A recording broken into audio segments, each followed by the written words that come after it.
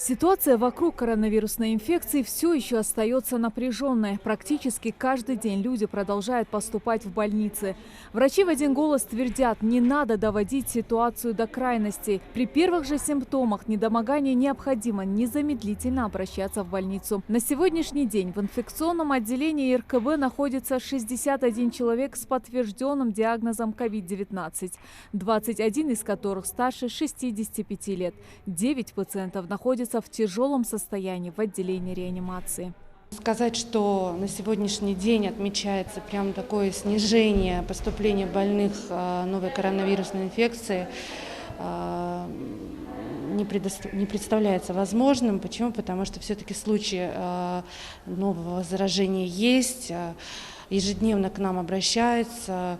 За прошедшие сутки было 7 поступлений в стационар. Это с тяжелой формой, с КТ диагностированной пневмонией.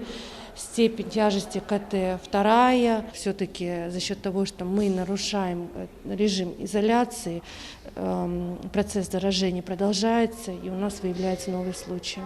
В детской республиканской больнице ситуация не из лучших. 15 детей находятся в отделении с коронавирусной инфекцией, 4 из которых сейчас в реанимации в тяжелом состоянии. Один ребенок подключен к аппарату ИВЛ, а ведь ему чуть больше года. По словам врачей, ситуация осложняется еще и тем, что родителям кажется, будто их ребенок простыл. Они не осознают, что симптомы ОРВИ и являются первым признаком COVID-19. Поэтому дети поступают в больницу уже в критической стадии заболевания.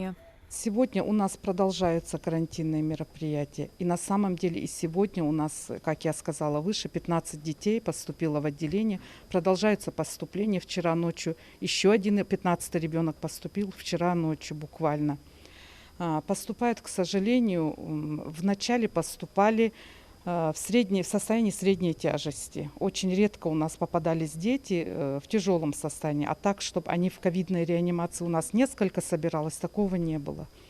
Сейчас дети поступают немного запущенные. Я так думаю, у нас и мамочки немножко расслабились. То, что болеют дети, они связывают это с обычными простудными заболеваниями и так далее. И, видимо, не сразу бьют в колокола, вызывают врачей. По словам замминистра здравоохранения, со вчерашнего дня в республике отмечается прирост пациентов, которые поступают на стационар со средней и тяжелой степенью ковида. На сегодняшний день порядка 170 пациентов находятся в РКБ и Назрановской районной больнице.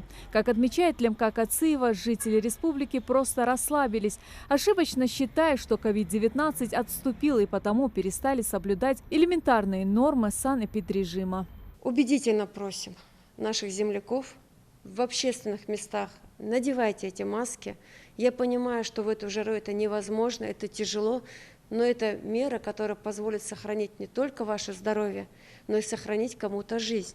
Лемка Кациева отмечает, что сейчас они выполняют требования по выходу из карантина. Но если и дальше будет идти такая динамика прироста, как последние несколько дней, Минздрав региона будет настаивать на том, чтобы отсрочить третий этап снятия карантинных ограничений. Врачи в очередной раз предупреждают о необходимости строгого соблюдения масочного режима и просят без особой надобности не выходить из дома. Светлана Томова, Адам Далаков. Новости 24.